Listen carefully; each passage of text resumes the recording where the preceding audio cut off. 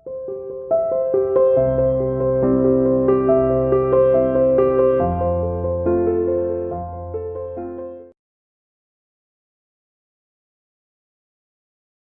student, welcome to CR International School online classes.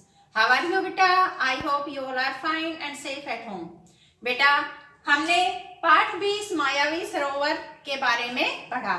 आशा करती हूँ कि आपको समझ में आ गया होगा। अब इसके शब्दार्थ और प्रश्न उत्तर करेंगे। अवधि क्या होता है? समय। निर्धन क्या होता है? गरीब। जलाशय मैंने बताया था तालाब, ठीक है, या सरोवर भी बोलते हैं इसको। वाणी होती है आवाज। अचेत होता है बेहोश होना। व्याकुल होता है बेचैन। ठीक है, ये आपके शब्दार्थ है। अब आते हैं प्रश्न उत्तर। प्रश्न: नकुल ने पेड़ पर चढ़कर क्या देखा? नकुल ने पेड़ पर चढ़कर क्या देखा? पानी के स्रोत, ठीक है, पानी का जो स्रोत है उसको देखने का प्रयास किया। और ये किसने कहा था? युधिष्ठिर ने। जब वो उनका 12 वर्ष का वनवास समाप्त होने को था तो वो घूमते घूमते क्या है, वन में आ गए और वो थक गए थे, तो वहां पर उनको प्यास लगी, इसलिए युधिष्ठिर ने नकुल को पानी देखने के लिए कहा। प्रश्न 2: सरोवर से आई आवाज ने नकुल ने क्या कहा? सरोवर से जो आवाज आई थी उसने नकुल से क्या कहा था?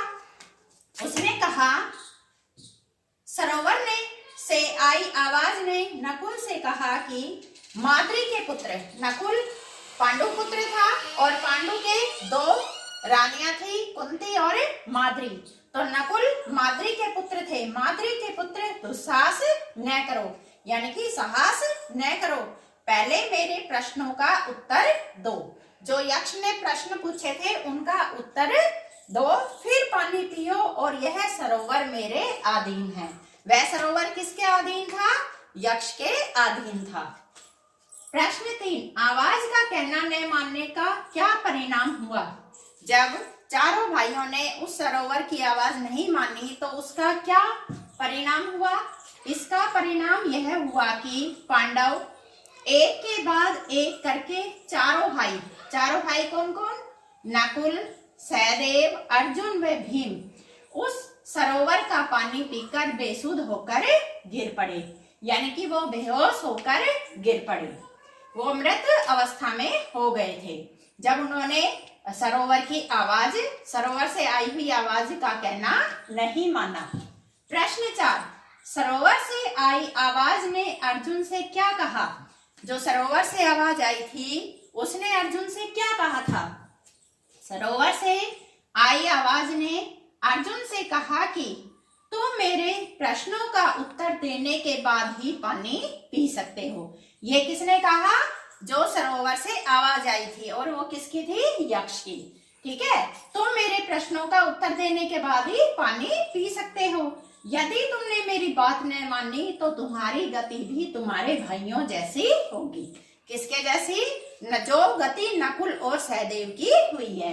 सबसे पहले वहां पर कौन आया था? नकुल आया था, फिर सहदेव, फिर अर्जुन और फिर भीम।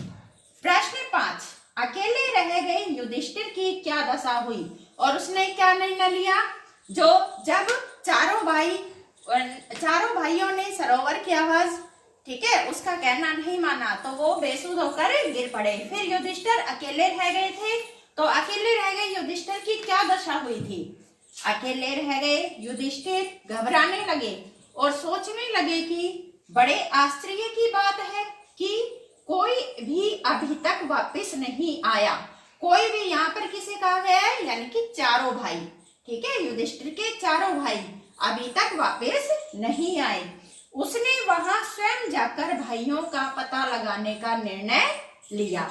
और उसने क्या निर्णय लिया? वो चारों भाई वापस नहीं आए तो मैं ही वहां जाकर उनका पता लगाता हूँ।